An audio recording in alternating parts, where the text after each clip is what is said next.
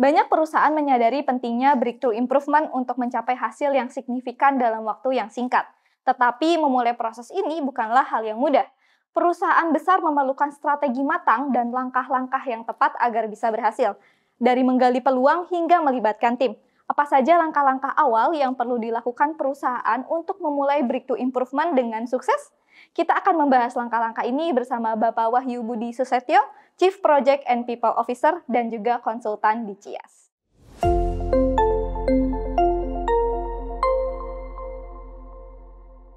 Oke Pak, terima kasih. Sebelumnya kita udah ngebahas nih ya sama teman-teman apa itu breakthrough improvement dan juga perbedaannya dengan continuous improvement. Bahkan kita tahu kenapa breakthrough improvement itu penting. Tapi nih teman-teman belum tahu Pak, langkah awal gimana sih perusahaan atau juga teman-teman menerapkan breakthrough improvement di organisasi atau di perusahaan teman-teman. Boleh dikasih tahu Pak sama rekan-rekan di sini kira-kira step apa sih langkah awal yang perlu atau yang bisa dilakukan oleh teman-teman di sini. Silahkan Pak. Oke, makasih pertanyaannya.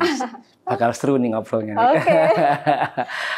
Sebelum saya mengarah kepada bagaimana memulai breakthrough improvement, ini yang biasa dilakukan di korporasi, di perusahaan itu, mereka-mereka pelaku-pelaku improvement itu sudah sangat fluent, sangat familiar dan menjadi keseharian yang memang benar-benar sudah canggih, lancar gitu yang dilakukan oleh teman-teman di korporasi dalam hal continuous improvement.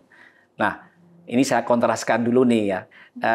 Kalau continuous improvement itu memulai dari problem-problem yang mungkin dalam skala dalam lingkup yang dikerjakan sehari-hari dan secara individu.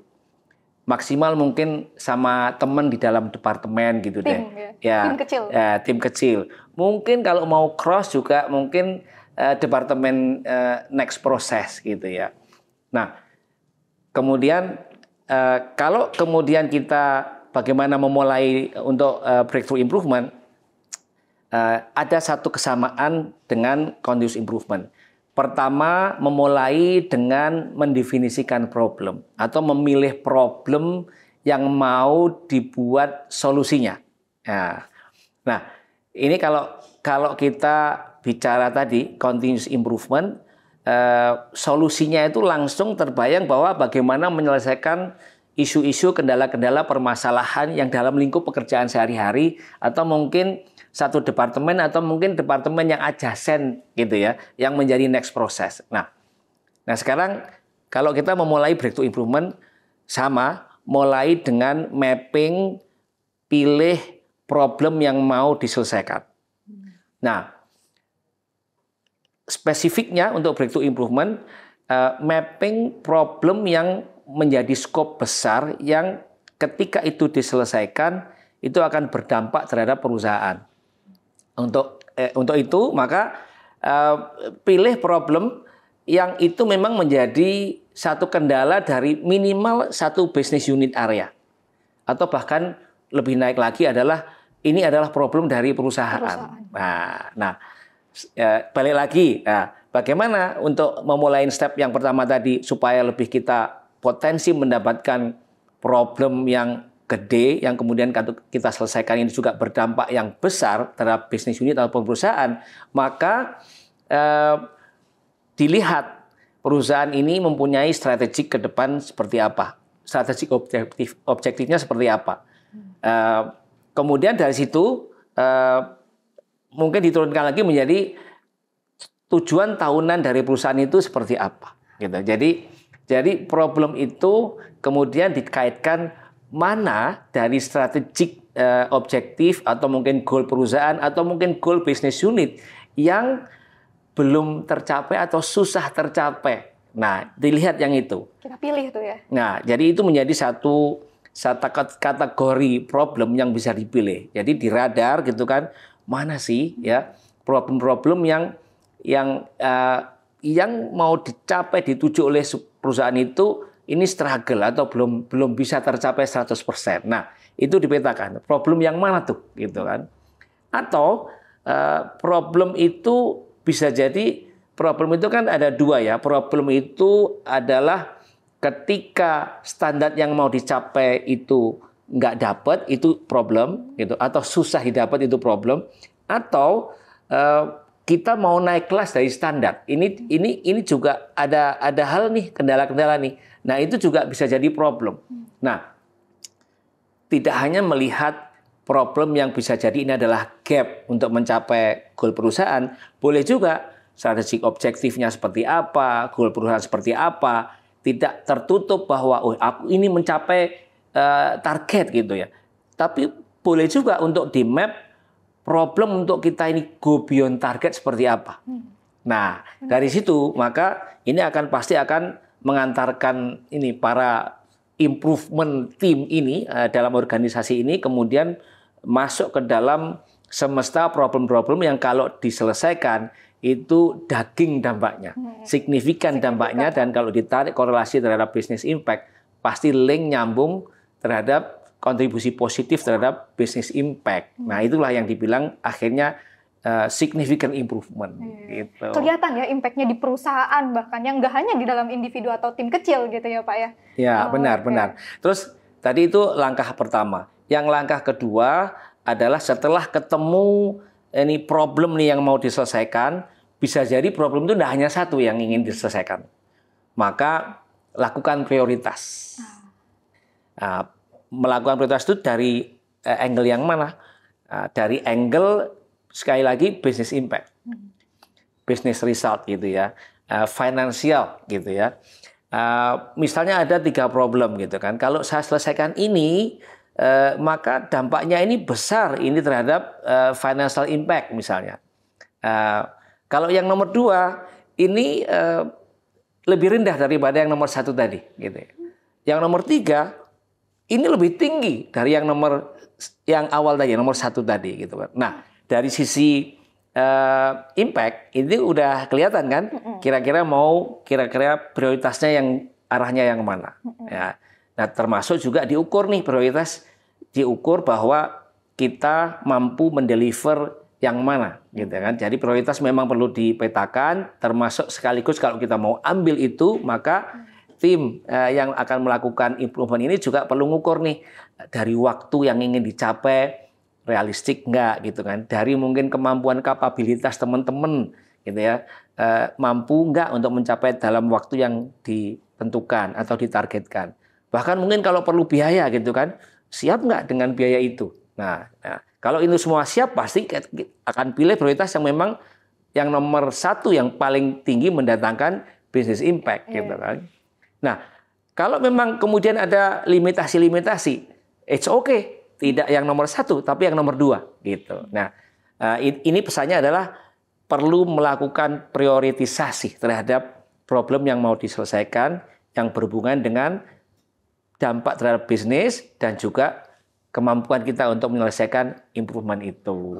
Menarik Pak. Itu kalau untuk selanjutnya Pak, mungkin ada lagi kah step selanjutnya yang perlu dilakukan oleh teman-teman di sini mungkin untuk menerapkan breakthrough improvement setelah tadi tahu prioritas dan juga tahu akan bagaimana mendelivernya, bagaimana mengukurnya gitu. Oke, ada satu lagi nih gitu kan. Tadi saya bawa lagi nih, kalau kita ngomongin continuous improvement biasanya itu adalah individu atau kolaborasi dengan teman-teman yang ini ya, satu departemen atau mungkin ya tetangga departemen, itu paling banternya gitu.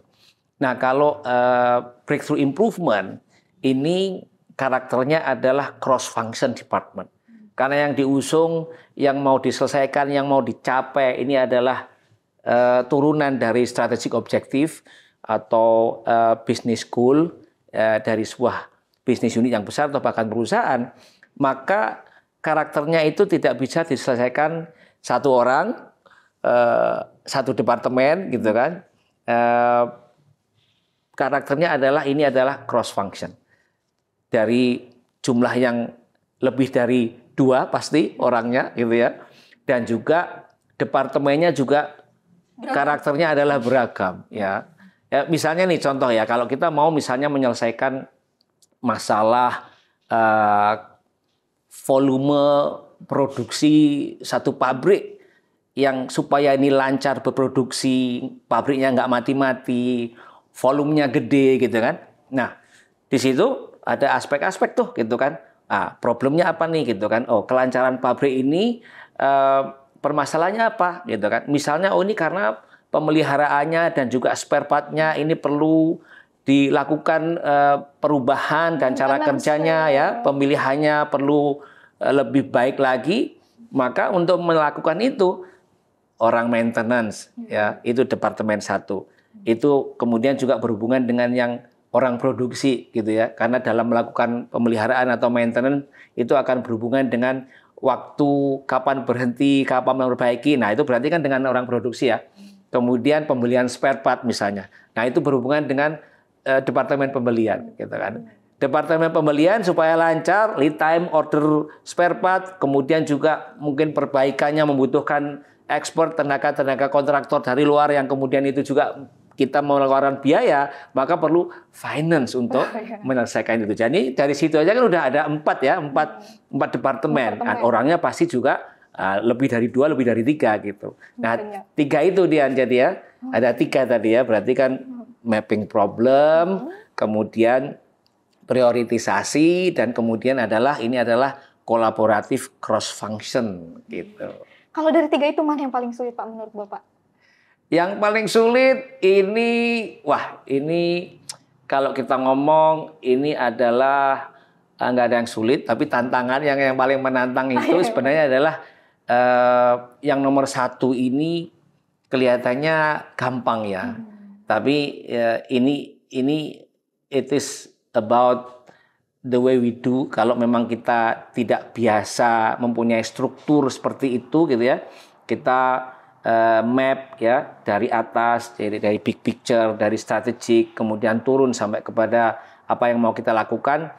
Ini biasanya kebiasaan-kebiasaan yang lama ini membuat kita menjadi tidak melangkah ke arah situ, menjadi kerangkeng kita untuk melangkah ke situ.